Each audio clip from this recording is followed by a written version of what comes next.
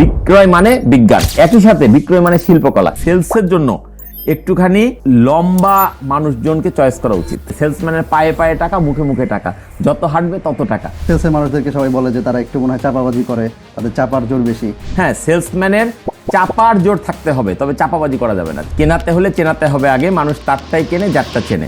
এই আমাকে তেল মারবা না, আমার সামনে এইসব প্রশংসা করবা না, আমি কিন্তু এগুলো পছন্দ করি না। দেশীয় কোম্পানিগুলোতে মালিকের আত্মীয় এই কোটায় বেশ কিছু মানুষ চাকরি করে। সেলস টিম আর মার্কেটিং টিম, এই দুইটা টিমের মধ্যে ভাইয়া সবসময় একটা বড় সড়ো লেভেলের ক্ল্যাশ থাকে, মানসিক দ্বন্দ্ব থাকে। এই কোম্পানিগুলো যখন সেলসম্যানের রিক্রুটমেন্ট দেয় তখন বলে যে বিবিএ এমবিএ থাকতে হবে, মার্কেটিং মেজর থাকতে হবে, বা বিজনেস ব্যাকগ্রাউন্ড থাকতে হবে। এগুলো এনাফ না। কচ্ছপের গলা কেটে আলাদা আলাদা করে তখন হাত আঙুলটাকে বাঁচাতে হয়েছে।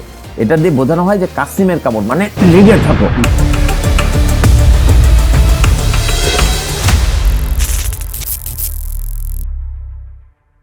ভাইয়া আমরা সবাই হচ্ছে গিয়ে যে সেলসের যে জবটা আছে, এই জবটাকে আমরা খুব ভয় পাই।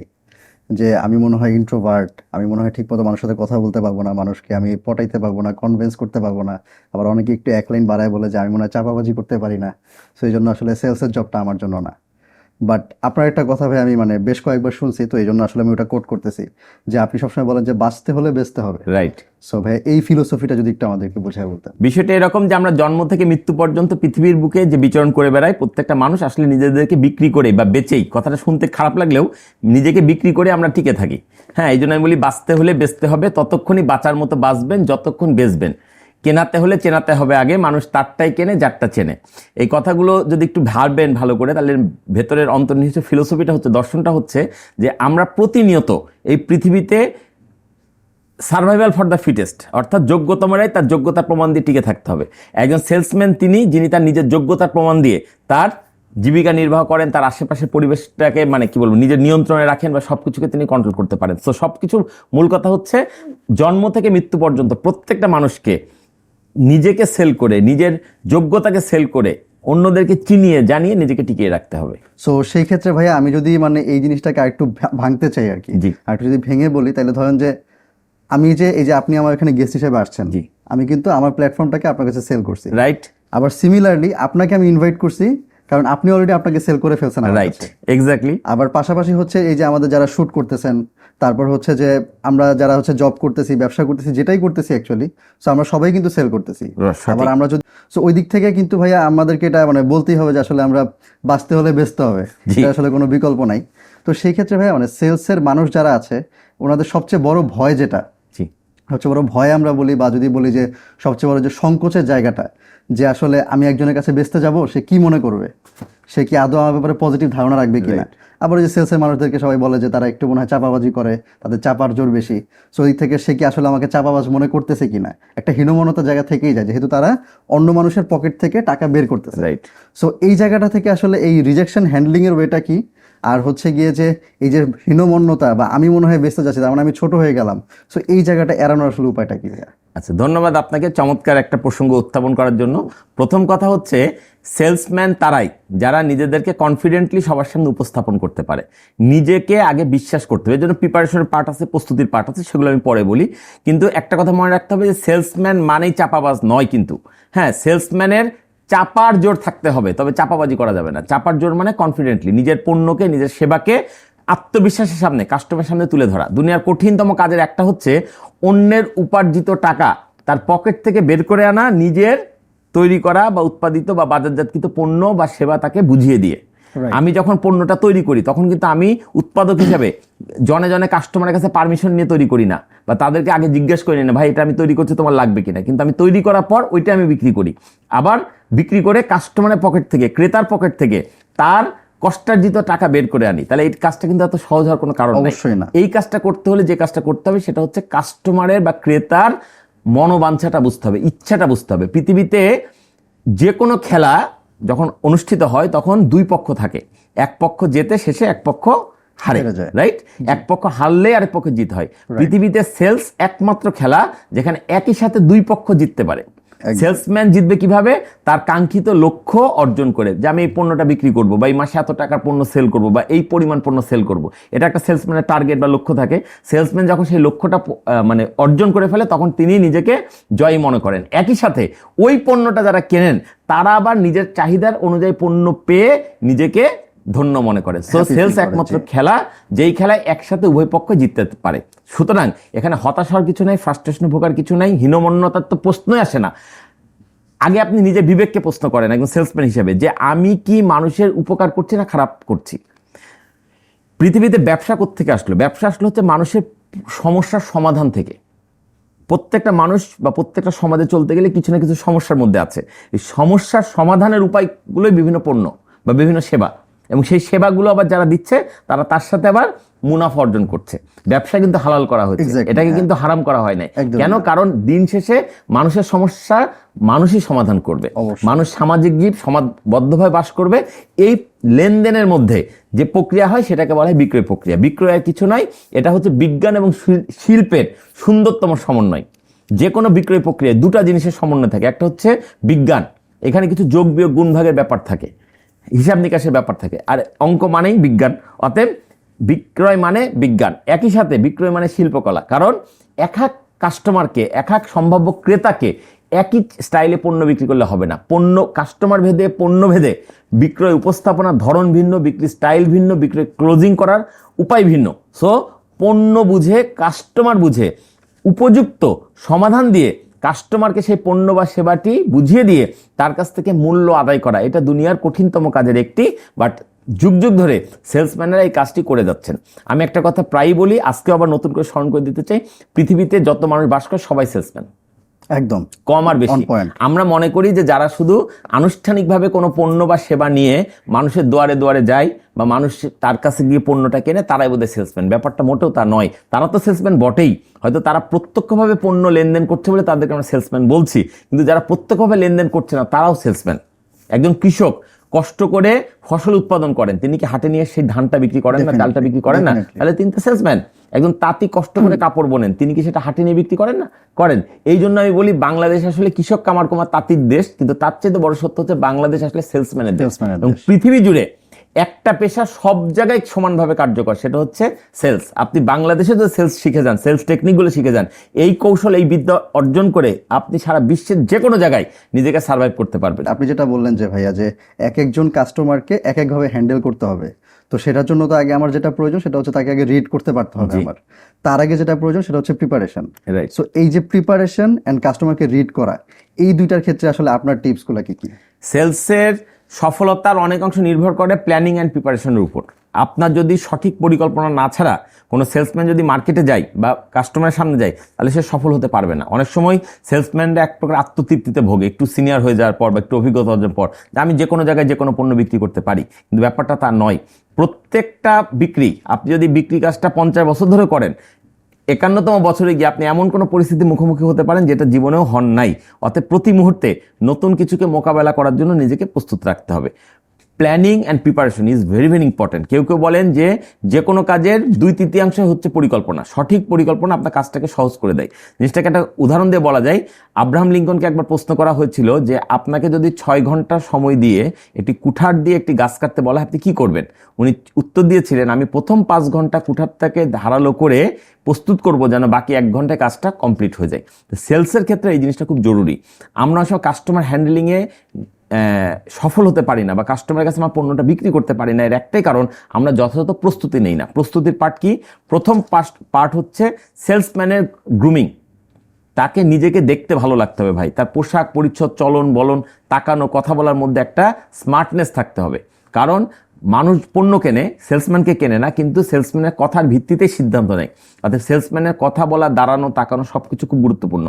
আমি ধরা যাক এমন একটা লাক্সারি পণ্য বিক্রি করি যেটার দাম কয়েক লক্ষ টাকা বা কোটি টাকা, কিন্তু আমার পরনের পোশাকটা মলিন, আমার পায়ের স্যান্ডেলটা বিবর্ণ, তাহলে কিন্তু কাস্টমার, আপনি যতই ভালো কথা বলি না কেন, কাস্টমার ওই পণ্যের গুণাগুণ চাইতে মনে মনে ভাববে যে সেলসম্যানের নিজেরই তো ঠিক নাই, মানে আচার আচরণ বা মানে পোশাক পরিচ্ছদ ঠিক নাই, ও কি করে বেচবে। সো এইগুলা কিন্তু ইম্প্যাক্ট। সো আপনি যত ভালো পণ্য, যত দামি পণ্য, যত এক্সপেন্সিভ পণ্য বিক্রি করতে চাবেন, আপনাকে নিজেকে ততটা ভাব দেখিয়ে চলতে হবে। ঠিক আছে? ডেল কার্নেগির একটা কথা আছে, বেশি পণ্য বিক্রি করতে চাও, দামি পণ্য বিক্রি করতে চাও, বড় লোকই ভাব দেখাও। কথাটার ব্যাখ্যাটা হচ্ছে এরকম যে আপনি যেই লেভেলে যে স্ট্যাটাসের পণ্য বিক্রি করবেন, সেই স্ট্যাটাস আপনাকে মেনটেন করতে হবে। ব্যক্তি জীবনে আপনার রাগ থাকবে, অভিমান থাকবে, ক্ষোভ থাকবে, হতাশা থাকবে, সীমাবদ্ধতা থাকবে। কিন্তু সেলসের কাজ করতে হলে আপনাকে পোশাক পরিচ্ছদে অনেক বেশি টনটনা হতে হবে। প্রত্যেকটা সেলসম্যানের অন্তত 2 থেকে 4টা সেট ভালো পোশাক থাকা উচিত, যেগুলো সে পেশাগত দায়িত্ব পালনের জন্য ব্যবহার করবে। অনেক সময় সেলসম্যানরা মনে করে মার্কেটে যাব, রাস্তায় ঘুরবো, ধুলাবালি লেগে যাবে, এই পোশাক আমি একটা পরে গেলেই হলো, আর যেদিন দাওয়াত পাবো কোনো ভিআইপির বাড়িতে বা কোনো অনুষ্ঠানে, তখন আমি ভালো পোশাকটা পরে যাব। ঘটনা হলো, কেউ যদি এই চিন্তা করে তাহলে তার দিন শেষে ওই মলিন পোশাকের কারণে তার বিক্রির কাজে সে সফল হতে পারবে না, এক পর্যায়ে হয়তো চাকরি হারাবে, এবং যে দাওয়াতের আশায় সে বসে আছে সেই দাওয়াতটা সে পাবে না। বরং ব্যাপারটা উল্টা হওয়া উচিত, ভালো পোশাকটা পরে মার্কেটে যাওয়া উচিত। মার্কেটে গেলে তার গুরুত্ব বাড়বে, তার প্রচার বাড়বে, তার কাছে ভালো পণ্য বিক্রি হবে, সে সেই পণ্য বিক্রি করে নিজের অবস্থানকে পোক্ত করবে, এবং সে আল্লাহ চাহে তো ভবিষ্যতে এরকম আরো 4টা পোশাক কিনতে পারবে। সো ভাই আমি একটা বই পড়তেছিলাম, আমি হচ্ছে যে একটা ইউনিভার্সিটিতে এমবিএ তে ক্লাস নেই, তো এখানে হচ্ছে অ্যাডভান্স ম্যানেজমেন্ট পড়াই আমি। তো আমার স্টুডেন্টদেরকে আমি একটা বইয়ের কিছু টেক অ্যাওয়েজ পড়াচ্ছিলাম, সেটা হচ্ছে how to talk to anyone. আপনি হয়তো অলরেডি পড়ে ফেলছেন বইটা। তো ওইখানে ভাই আপনি যে কথাটা বললেন যে আসলে কারোর সাথে কথা বলতে গেলে তার সাথে আমার একটা কমন গ্রাউন্ড থাকতে হবে। রাইট। সো এই কমন গ্রাউন্ডটা বের করার জন্যই মূলত হচ্ছে আমার প্রিপারেশনের জায়গাটা। জি। আমি যখন হচ্ছে একটা কমন গ্রাউন্ড বের করে ফেলতে পারবো, তখন তার সাথে আমার কথা বলাটা অনেক বেশি ইজিয়ার হয়ে যাবে। সো এটা ভাই আপনি একদম অন পয়েন্ট বলেছেন আমাদেরকে।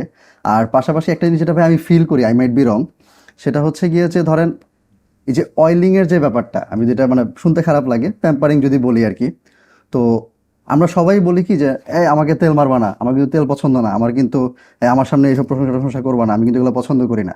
বাট দিন শেষে আমি এমন কোনো মানুষ পাই নাই আসলে যাকে আপনি প্রশংসা করলে সে খুশি হয় নাই। রাইট। সে হয়তো মুখে বলতেছে না আপনাকে যে আমি অনেক খুশি হয়েছি, বাট সে কিন্তু অ্যাকচুয়ালি খুশি হয়, এন্ড এটা তার হচ্ছে আপনার অ্যাক্টিভিটিসের মধ্যে দিয়ে প্রকাশ পায়। জি।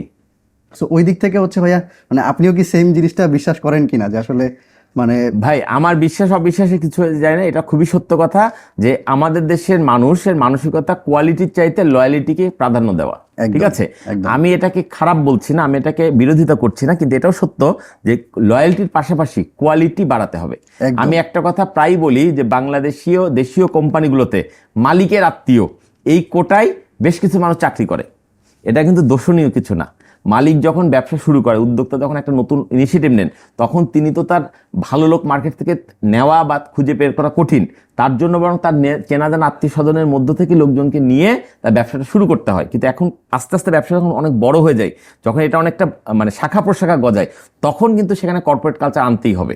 ঠিক আছে, তখন কোম্পানিগুলো করে কি, বাজার থেকে যোগ্য পেশাজীবীদেরকে হায়ার করে, এবং তখনই কনফ্লিক্ট শুরু হয়ে যায় এই বাজার থেকে আনা যোগ্য পেশাজীবী ভার্সেস মালিকের আত্মীয় বা আগে থেকে থাকা লোকগুলা।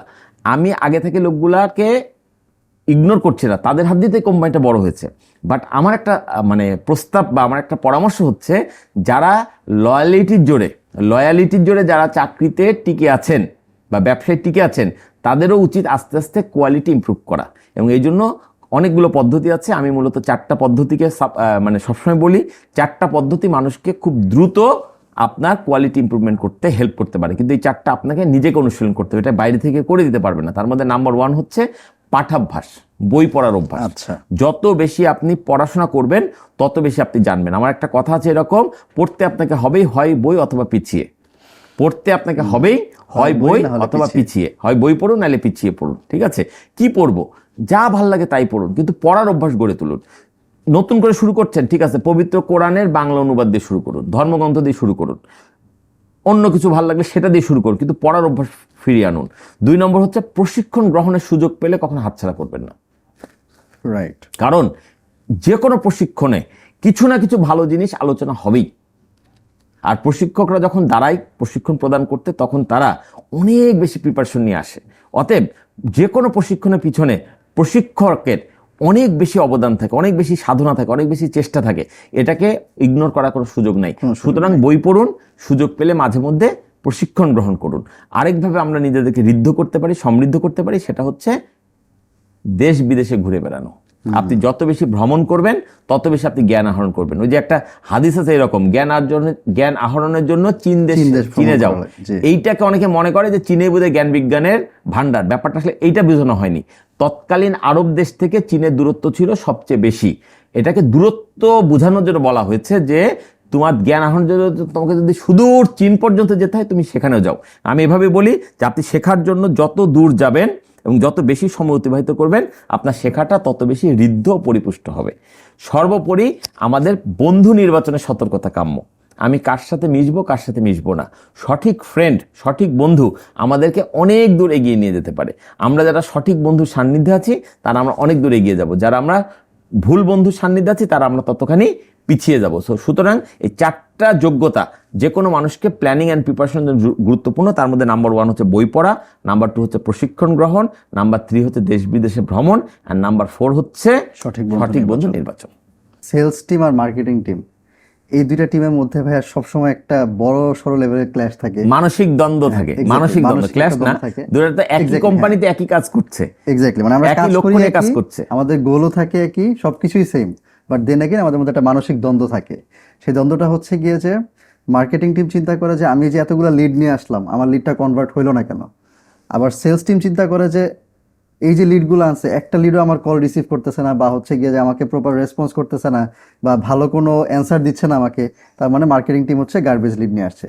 আবার মার্কেটিং টিম বলতেছে না আমি তো রাইট টার্গেটিংই করে রাইট লিডই নিয়ে আসছি, তুমি তার মানে মনে হয় তোমার কোনো প্রবলেম আছে যার কারণে তুমি অ্যান্সারটা পাচ্ছ না।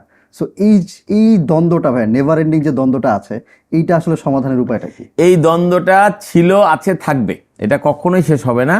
তবে জিনিসটা বোঝার বিষয় আছে, সেটা হচ্ছে যে সেলস আর মার্কেটিং টিম কিন্তু ভিন্ন গ্রহের কিছু না, এক্স্যাক্টলি, হ্যাঁ, এবং ভিন্ন কোম্পানিরও না। একই কোম্পানির দুটি অবজেক্টিভও সেম, অবজেক্টিভ সেম, লক্ষ্য সেম, কোম্পানিকে সামনের দিকে এগিয়ে নিয়ে যাওয়া, বিক্রিকে বাড়িয়ে নেওয়া, রাইট? এক্স্যাক্টলি। এবং সেলস হচ্ছে মার্কেটিং এর একটা অংশ কিন্তু, ঠিক আছে? এই সম্পর্কটা কিন্তু ভাই ভাই না, বাপ ছেলের সম্পর্কের মতো, মানে sales is the part of marketing, ঠিক আছে? মার্কেটিং এর মধ্যে ব্র্যান্ড টিম থাকে, কোর মার্কেটিং টিম থাকে, তারা প্রোডাক্ট ডেভেলপমেন্ট করে, তারা প্রোডাক্টের প্রসার চালানোর জন্য নানা রকম কাজ করে। এরপরে যে লিডগুলো আসে সেই লিডগুলো আবার সফল হবে যদি সেলসে যারা দায়িত্বরত আছে তারা তাদের প্রোডাক্টকে অ্যাভেলেবল এবং ভিজিবল করতে পারে, রাইট? তো এই দ্বন্দ্ব থাকবেই। এর মধ্য থেকেই আমাদেরকে সেরাটা কিছু খুঁজে বের করতে হবে। কিভাবে করতে হবে? মার্কেটিংকে আরো বেশি সতর্ক হইতে হবে যে আমি সঠিক লিড যথাসম্ভব জোগাড় করতে পারছি কিনা।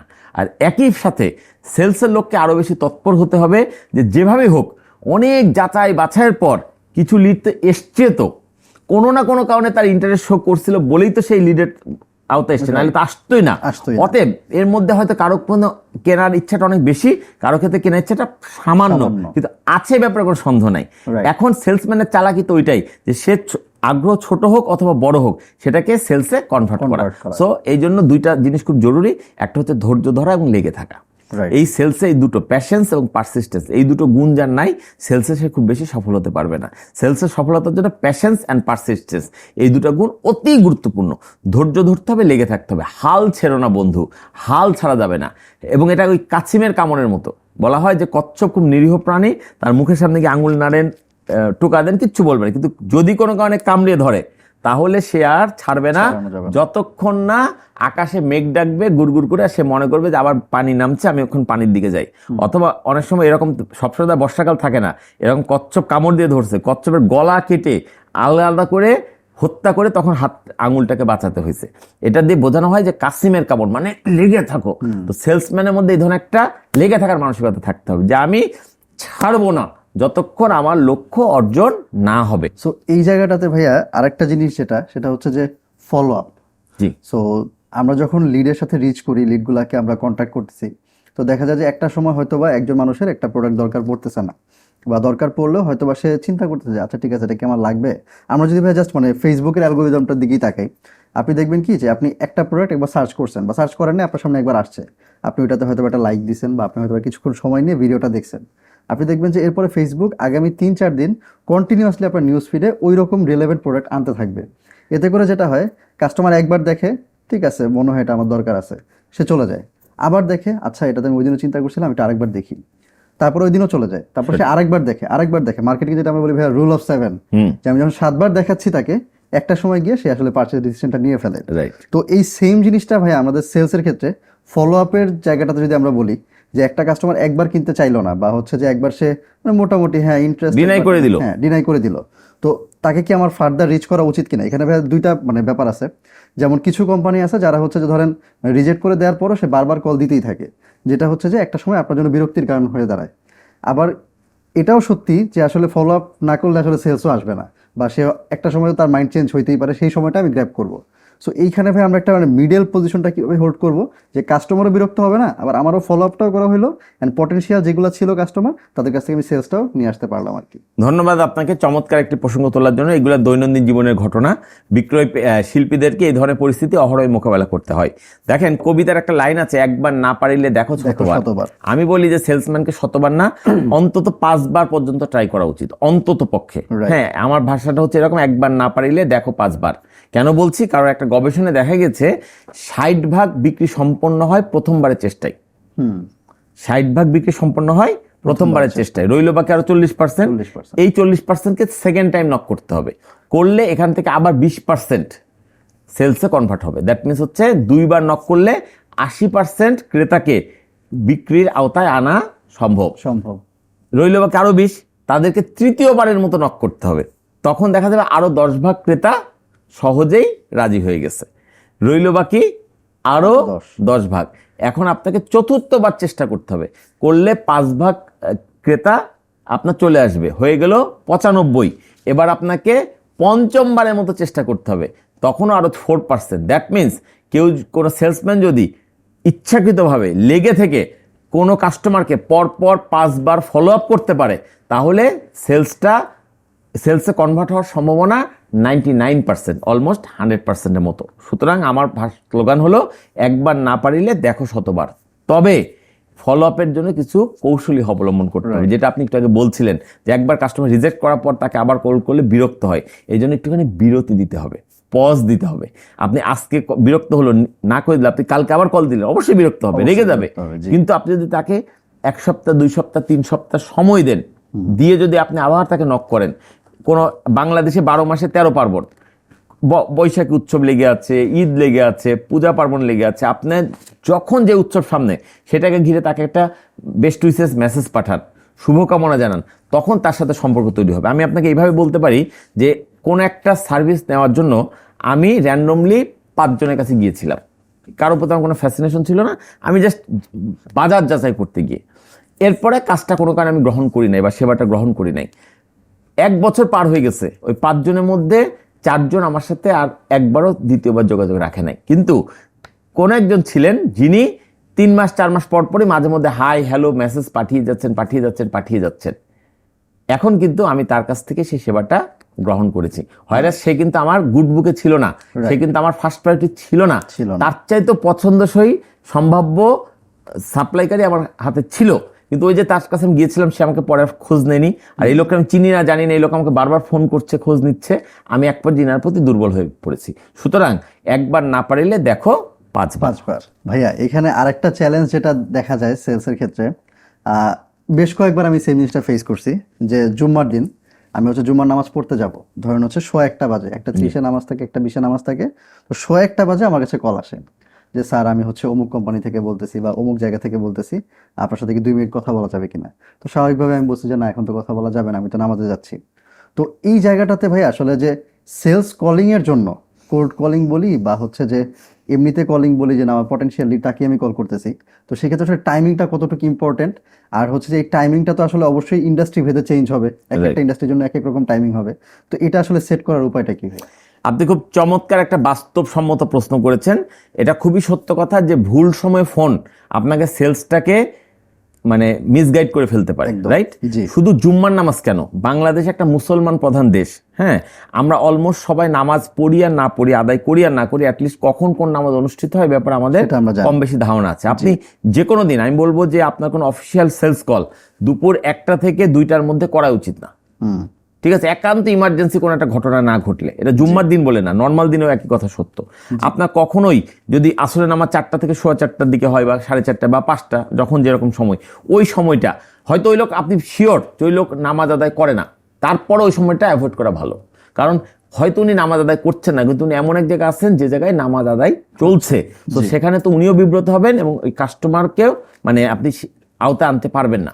এই জিনিসগুলো বোঝার ব্যাপার আছে। আপনি কোনো কাস্টমারকে খুব ভোরে ফোন দিবেন না। এখন আপনি বলবেন ফজরের সময় ওঠা তো মানে মুসলমানের জন্য কর্তব্য, অবশ্যই কর্তব্য, মানে আর্লি রাইজাররা সফল মানুষ, তাহলে আমি একজন মানুষকে সকালবেলা ফোন দিয়ে বুঝাইলাম যে আমিও সফল মানুষ, তুমিও সফল না, হয়তো সে তার ক্ষেত্রে মানে তার লাইফস্টাইলটা সম্পূর্ণ ভিন্ন। আবার অনেক গভীর রাতে ফোন দেওয়া যাবে না। তাহলে এখন করবোটা কখন? ফোন দেওয়ার জন্য কিছু কার্টিসি মেনটেন করতে হবে। প্রথম কার্টিসি হতে পারে যে আজকাল হোয়াটসঅ্যাপ আছে বা SMS মাধ্যমে যাকে আপনি ফোন করছেন তাকে একটা মেসেজ পাঠানো, ডিয়ার স্যার, ডিয়ার ভাইয়া, আমি উমুক, এই বিষয়ে আপনার সাথে কথা বলতে চাই, হ্যাঁ আমাকে একটু ফোন দিলে আমি উপকৃত হই, বা আমি আপনাকে এতটা সময় কল করতে চাচ্ছি। এইভাবে আগে একটা কনভারসেশন করে নিয়ে, প্রস্তুতি নিয়ে তারপরে কল করা উচিত। তাহলে দেখবেন কল করা কাজটা ইজি হয়ে যাবে, সহজে পেয়ে যাবেন এবং সঠিক কাজটা সহজে হয়ে যাবে। আমরা যারা সেলসম্যান, আমাদের মানে কিছু গতানুগতিক কিছু চিন্তাধারা থাকে যে আমি আসলে আমার প্রোডাক্টটা বিক্রি করতে যাচ্ছি, কিন্তু এটা আসলে মানে গুড প্র্যাকটিস কিনা আমি জানি না, যেহেতু আমি সেলস প্রফেশনাল না। সো এটা আসলে আপনি আমার চেয়ে ভালো বলতে পারবেন যে আসলে instead of selling the product আমাদের মাথায় কি আসলে এটা ধারণ করা উচিত কিনা যে আমি কাস্টমারের একটা সমস্যার সমাধান করতে যাচ্ছি। এক্স্যাক্টলি, আমি তাকে কোনো প্রোডাক্ট বেচবো না, আমি তাকে তার সমস্যা কি সেই সমস্যাটা আমি সমাধান করতে যাচ্ছি। কাস্টমারের সমস্যাকে নিজের পণ্যের মধ্যে সমাধান হিসেবে উপস্থাপন করাটাই কাস্টমার সেলসম্যানের সার্থকতা।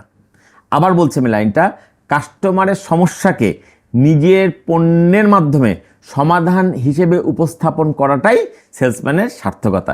কোনো সেলসম্যান যদি কাস্টমারের সমস্যাটা শুনে বুঝে নিজের পণ্য বা সেবা দিয়ে ওইটা কী করে রিকভারি করবে সেটা সে এনশিওর করতে পারে, তাহলে সে বিক্রি কাজে সফল হবে। তো আমাদের প্রতিনিয়ত কাস্টমারকে জানা উচিত, বোঝা উচিত এবং তাদের মনের কথাগুলো শুনে বুঝে তার উপযুক্ত সলিউশন তাকে দেওয়া উচিত। রাইট। তো ভাইয়া এবার যেটা আমার সবচেয়ে ইম্পর্টেন্ট পার্ট, সেটা হচ্ছে যে ধরেন কল আমরা করতেছি, মোটামুটি হচ্ছে যে কমিউনিকেশন হচ্ছে, একটা দুইটা সিটিংও হয়ে গেল, বাট তারপরে আসলে ক্লোজিং এর যে টাইমটা হয়, সবচেয়ে ক্রুশাল যে টাইমটা, তো এই জায়গায় তো আসলে আমাদের অনেক কাস্টমার ছুটে যায়।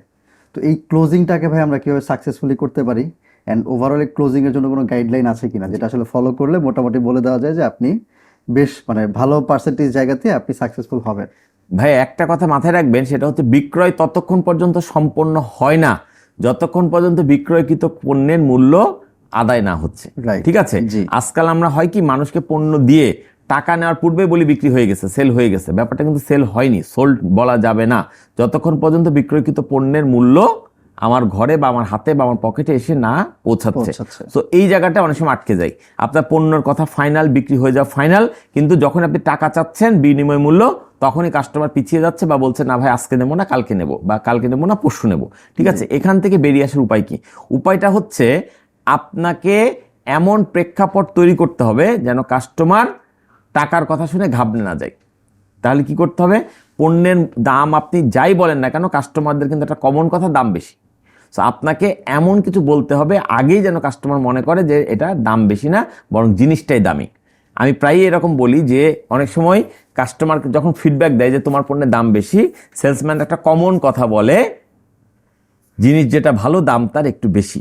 কথাটা এইভাবে বলে বটে, কিন্তু এটা আসলে যুক্তিটা টেকে না। কেন? কারণ আপনি যখন বলছেন জিনিস যেটা ভালো দাম তার একটু বেশি, দিন শেষে আপনি বেশি শব্দটাকে স্বীকার করে নিলেন, আর কাস্টমারের স্বীকারোক্তিকে মানে কেনার জন্য সিদ্ধান্ত নিতে পছন্দ করে না। আমি কি বোঝাতে পারলাম? তাহলে আজকে থেকে যদি আমাদের এরকম পরিস্থিতি তৈরি হয় যখন কাস্টমার কোনো পণ্যের দাম বেশি বলবে, উত্তরটা হতে পারে স্যার জিনিস যেটা ভালো দাম তার মানানসই। জিনিস যেটা ভালো দাম তার মানানসই। আরেকটা কথা বলা যেতে পারে যে আমাদের পণ্যের দাম বেশি নয়, পণ্যটাই দামি। আমি কি কথাটা বোঝাতে পারলাম? তো এইভাবে যদি আমরা কাস্টমারকে হ্যান্ডেল করি তাহলে আমরা অনেক বেশি সফলতা অর্জন করতে পারবো ইনশাল্লাহ। তো সেলস করার জন্য ভাই একজন বিগিনারের জন্য বা একজন ফ্রেশারের জন্য আসলে সাইকোলজিক্যাল কোন কোন অ্যাসপেক্টগুলো মাথায় রাখতে হবে, অ্যান্ড সাইকোলজিক্যাল কোন কোন ফ্রেমওয়ার্কগুলো মাথায় রাখতে হবে, যেটা রাখতে পারলে বা যেগুলো আয়ত্ত করতে পারলে সে অ্যাকচুয়ালি একজন ভালো সেলসম্যান হইতে পারে?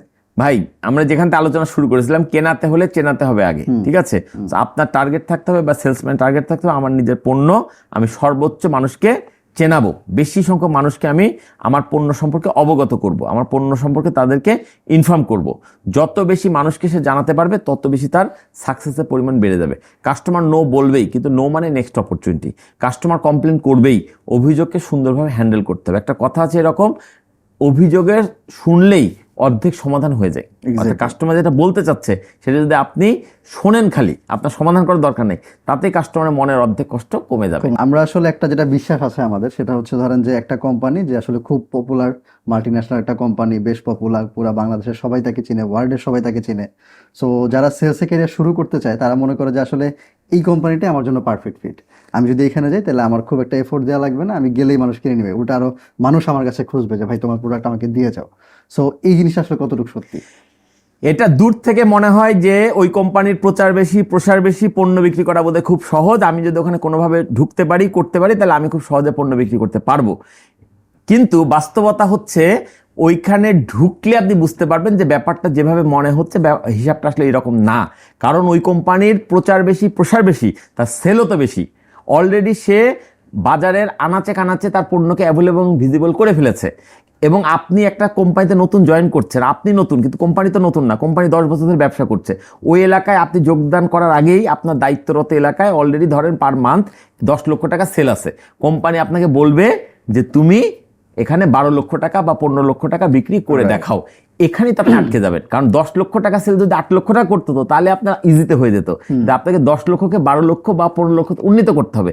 তখন দেখা যায় যে সেল বাড়ানোটা টাফ হয়ে যায়, কারণ যত বড় কোম্পানি, যত তার প্রচার, যত তার প্রসার, তত সে আনাচে কানাচে ঢুকে গেছে। তবে তারপরেও আমি একটা কথা বলতে চাই, বাংলাদেশের প্রেক্ষাপটে কোনো তরুণ যদি সেলস মার্কেটিংকে তার ক্যারিয়ার হিসেবে বেছে নিতে চায়, সে যদি তার শুরুটা কোনো বহুজাতিক কোম্পানি দিয়ে শুরু করতে পারে, তাহলে সে ক্যারিয়ারে একটু হলেও এগিয়ে থাকবে। আমি এতে দেশীয় কোম্পানিগুলোকে ছোট করা বা হেয় করার জন্য এই কথাটা বললাম না, ক্যারিয়ারের পার্সপেক্টিভ থেকে বললাম।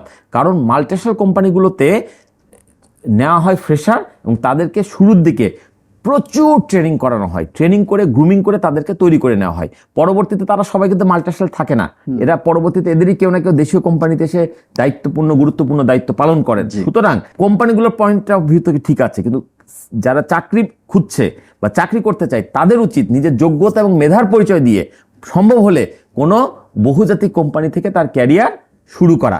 হ্যাঁ, কাজটা অনেক কঠিন হবে, বাট এই কঠিন কাজগুলো করতে গিয়ে তার জীবনটা ইজি হয়ে যাবে। তো ভাইয়া, এই যে কোম্পানিগুলো যখন সেলসম্যানের রিক্রুটমেন্ট দেয় তখন বলে যে বিবিএ এমবিএ থাকতে হবে, মার্কেটিং মেজর থাকতে হবে বা বিজনেস ব্যাকগ্রাউন্ড থাকতে হবে, তো এখানে কি ভাই আসলে এই প্যারামিটার গুলাই কি এনাফ, নাকি এখানে সাথে আরো কোনো কিছু থাকার প্রয়োজন? আপনি চমৎকার একটা প্রশ্ন করেছেন। আমি এই বিষয়ে অনেকদিন ধরে কথা বলে যাচ্ছি, এগুলো এনাফ না। কারণ এরকম বিবিএ ডিগ্রি, এমবিএ ডিগ্রি বা সিজিপি এত বা উমুক, এইটা মানে একজন না, আপনার 10 জন দরকার হলে 20 জনকে আপনি রেডি পাবেন। যে জিনিসগুলো সবার মধ্যে, যে গুণ বা কোয়ালিটিগুলো নাই, যেগুলো আমাদের থাকা দরকার, তার মধ্যে প্রথমটা হচ্ছে, আমি বলি সেলসের জন্য একটুখানি লম্বা মানুষজনকে চয়েস করা উচিত। এখন অনেকে বলতে পারে যে সবাই কি লম্বা হবে, খাটো মানুষের কি সেলসে চাকরি হবে না? আমি সেটা বলছি না, কিন্তু কারো আকৃতি নিয়ে আমি কোনো প্রশ্ন তুলছি না। আমি বলছি সেলসে যদি একটু লম্বা মানুষ হয়, তাহলে ধরেন বাজারে আরো 10টা সেলসম্যানের মধ্যে তাকে আলাদা করে চিহ্নিত করা যাবে। এই অর্থে বলছি, পজিটিভ অর্থে, কোনো অন্যদেরকে হেয় করার জন্য না। আমি নিজেও কিন্তু খুব লম্বা কেউ না, আমি একটা এভারেজ উচ্চতার মানুষ, ঠিক আছে? কিন্তু সেলসের জন্য লম্বা মানুষ। আরেকটা কথা হচ্ছে, লম্বা মানুষ লম্বা পা দিয়ে হেঁটে বেশি দূর যেতে পারবে। সেলসম্যানের পায়ে পায়ে টাকা, মুখে মুখে টাকা, যত হাঁটবে তত টাকা। সুতরাং সেলসে একটু লম্বা চওড়া মানুষ হলে তাকে সেলসম্যান হিসাবে সে সহজে সবার দৃষ্টি আকর্ষণ করবে। আরেকটা জিনিস খুব দেখা জরুরি বলে আমি মনে করি, সেটা হচ্ছে তার জীবনের লাইফস্টাইলটা কেমন। একটা সেলসম্যানকে প্রশ্ন করা উচিত যে তুমি কখন ঘুম থেকে ওঠো। যারা দেরি করে ঘুম থেকে ওঠে তারা সেলসে সফল হবে না। সেলসে সফল হবে তারাই যারা সকাল সকাল ঘুম থেকে ওঠে। বেস্ট হতে পারে যদি কেউ ফজরের নামাজ জামাতে আদায় করে। এর সাথে সেলসের কঠিন সম্পর্ক আছে। মানে যে লোকটা ফজরের নামাজ জামাতে আদায় করতে পারে, তার জীবনটা ইতোমধ্যে শৃঙ্খলাবদ্ধ, নিয়মতান্ত্রিক উপায় চলছে। অর্থাৎ সেলসে আসলেও সে অনেক ভালো করতে পারবে। 5 ওয়াক্ত নামাজ পড়াকে আমি সেলসের জন্য একটা অপরিহার্য দক্ষতা বা যোগ্যতা বলে মনে করি। আরেকটা পয়েন্ট বলা দরকার, সেটা হচ্ছে আজকাল প্রত্যেকটা মানুষ কম বেশি অসুস্থ, যেটা বাইরে থেকে বোঝা যায় না। কেউ গ্যাস্ট্রিকের প্রবলেম ভুগছে, কারো অ্যাসিডিটি প্রবলেম, কারো আদার্স অন্যান্য প্রবলেম আছে। অসুস্থ মানুষ তো আপনার কোম্পানিকে ভালো সেল দিতে পারবে না। আপনি যত সুস্থ, তত ব্যস্ত, তত আপনি বেশি বিক্রি করতে পারবেন। এইটা বোঝার একটা সহজ উপায় আছে, সেটা হচ্ছে কোনো আদর্শ সেলসম্যানের কোমরের মাপ নাভি বরাবর তার উচ্চতার অর্ধেকের বেশি হতে পারবে না। আচ্ছা, অঙ্কটা হচ্ছে আমার আপনার যা উচ্চতা তার অর্ধেক হবে নাভি বরাবর আমাদের কোমরের মাপ। যদি এর চাইতে বেশি হয়, তার অর্থ হচ্ছে সেই ব্যক্তি কম বেশি ফ্যাটি লিভার আক্রান্ত। আর ফ্যাটি লিভার আক্রান্ত মানে তার শরীরের মধ্যে কিছু না কিছু সমস্যা বা রোগবালাই আছে। এই সমস্যাযুক্ত মানুষগুলো বিক্রয়ের কাজে সফল হতে পারবে না। আপনার পেটের ভিতরে ব্যথা করে, গ্যাস্ট্রিকের প্রবলেম, অ্যাসিডিটির প্রবলেম, কিডনিতে জটিলতা, আপনি এই রকম ভাবে অবস্থায় ভালো সেলসম্যান হতে পারবেন না। সেলসের জন্য সুস্থ মানুষ অত্যন্ত গুরুত্বপূর্ণ। এই জন্য এই জিনিসগুলো যাচাই বাছাই করে নেওয়া উচিত বলে মনে করি। তো ভাইয়া এই জায়গাটাতে একটা কন্ট্রোভার্সি চলে আসে। কন্ট্রোভার্সিটা হচ্ছে গিয়ে যে আপনার কেউ কেউ বলে থাকেন যে যারা আসলে এডুকেশনাল লাইফে ভালো করতেছে তার মানে কি সে যথেষ্ট ডিসিপ্লিন মানুষ, সে যথেষ্ট পড়াশোনা করার আগ্রহ তার আছে। সো ওই জায়গাটা থেকে ভাইয়া আবার কেউ কেউ বলে যে না, যারা আসলে ভালো রেজাল্ট করতেছে ওরা হচ্ছে নার্ড, ওরা সারাদিন বই পড়ে, ওরা আর কিছু জানে না, ওদের কোনো লাইফ স্কিল নাই।